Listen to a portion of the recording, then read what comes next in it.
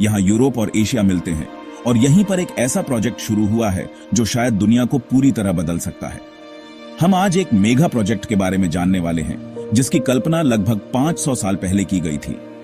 इस प्रोजेक्ट में मिलिट्री कूप, पर्यावरणविदों की चिंताएं और एक ऐसे नेता का सपना शामिल है जो एक नया साम्राज्य बनाने की सोच रहा है। अरे मैं रेजियस हूं। अब आराम से बैठो और एंजॉय करो क्योंकि हम दुनिया के सबसे बड़े मेगा प्रोजेक्ट्स में से एक में गहराई से उतरने वाले हैं। लेकिन उससे पहले कि मैं तुम्हें उस नेता से मिलवाऊं जिसे नया साम्राज्य बनाना है, पहले यह जानना जरूरी है कि इस्तांबुल दुनिया की सबसे महत्वपूर्ण जगहों में से एक क्यों है। चिंता मत करो, मैं इसे छोटा रखूंगा, लेकिन यह जानना जरूरी है।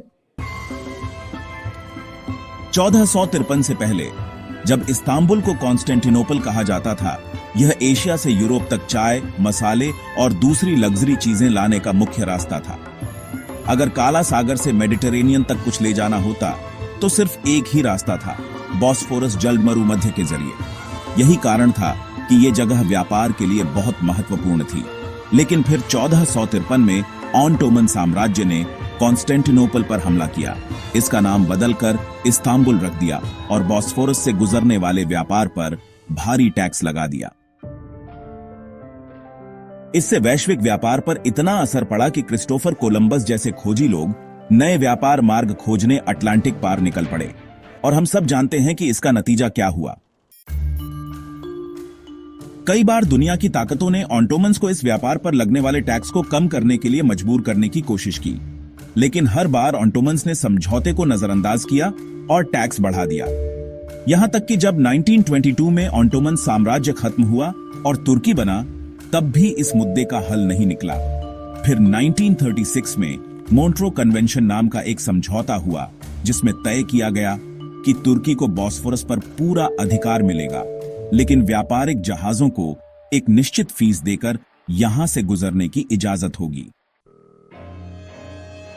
लेकिन इससे दो बड़ी समस्याएं बनी रहीं। पहली, बॉस्फोरस पर बहुत ज्यादा ट्रैफिक हो गया और 2023 में लगभग 39,000 जहाज इस रास्ते से गुजरे। दूसरा, इतनी ज्यादा शिपिंग से प्रदूषण बढ़ गया जिससे इस्तांबुल की हवा खराब हो गई और जहाजों से रिसने वाले तेल और अन्य केमिकल्स पानी को जहरीला बना रहे हैं। तुर्की के पास इस ट्रैफिक को रोकने का अधिकार नहीं है, लेकिन उनके पास एक पागलपन भरा आइडिया जरूर है, एक नई नहर बनाना जो काला सागर को मेडिटेरेनियन से जोड़ेगी। अब इतनी बड़ी चीज बनाने के लिए सही टूल्स का होना जरूरी है, जैसे ऑनलाइन काम करने के लिए सही ब्राउजर, और इसी जगह ओपेरा ब्राउजर आता है। ओपेरा के पावरफुल टूल्स तुम्हें बेहतर ऑर्गेनाइज और ज्यादा एफिशिएंट बनाएंगे। इसकी एआई फीचर आर्या तुम्हें बिना टैब बदले जवाब दे सकती है, आर्टिकल्स समरी कर सकती है और इमेज जनरेट कर सकती है। साथ ही ओपेरा का टैब आइलैंड फीचर तुम्हारे ओपन टैब्स को अच्छे से मैनेज कर सकता है। तो इसे ट्राई करो, फ्री में डाउनलोड करो, लिंक डिस्क्रिप्शन में है। अब वापस चलते हैं हमारे मेगा प्रोजेक्ट पर। यह पहली बार नहीं है जब किसी ने दूसरी नहर बनाने का सोचा हो। 500 साल पहले सुल्तान सुलेमान दी मैग्निफिसेंट ने अपनी नौसेना को जल्दी सप्लाई देने के लिए एक नहर बनाने का प्लान किया था, लेकिन यह कभी हकीकत नहीं बन सका। 1985 में एक सरकारी कंसल्टेंट ने कहा कि यह ट्रैफिक कम करने का अच्छा तरीका हो सकता है। फिर 1999 में एक युवा नेता रेसेप तैयप एर्दोगन ने इसे अपना सपना बना लिया। एर्दोगन को नियो ऑटोमन कहा जाता है, मतलब वह तुर्की को पुराने ऑटोमन साम्राज्य की ताकत में वापस लाना चाहते हैं। 2011 में उन्होंने इस प्रोजेक्ट को क्रेजी प्रोजेक्ट कहकर दुनिया के सामने पेश किया। लोगों को लगा कि यह कभी नहीं होगा, लेकिन जब वह 2014 में राष्ट्रपति बने तो उन्होंने सबको चौंका दिया। उन्होंने दुनिया का चौथा सबसे बड़ा एयरपोर्ट बनाना शुरू किया, 2 किलोमीटर लंबा सस्पेंशन ब्रिज बनाया और कई बड़े डैम्स भी बनवाए। 2016 में एक कूप के बाद उन्होंने अपने विरोधियों को जेल में डाल दिया और अपनी ताकत और बढ़ा ली। फिर 26 जून 2021 को उन्होंने इस्तांबुल नहर प्रोजेक्ट की आधिकारिक शुरुआत कर दी। इस नहर की लंबाई 45 किलोमीटर होगी और यह बॉस्फोरस से चौड़ी होगी ताकि बड़े जहाज आसानी से गुजर सकें। इसमें 6 बड़े पुल बनाए जाएंगे और इसमें एक समस्या यह भी है कि काला सागर का जलस्तर मरमरा सागर से 50 सेंटीमीटर ऊंचा है, इसके लिए विशाल लॉक्स बनाए जाएंगे। लेकिन यहां कुछ बड़ी दिक्कतें हैं।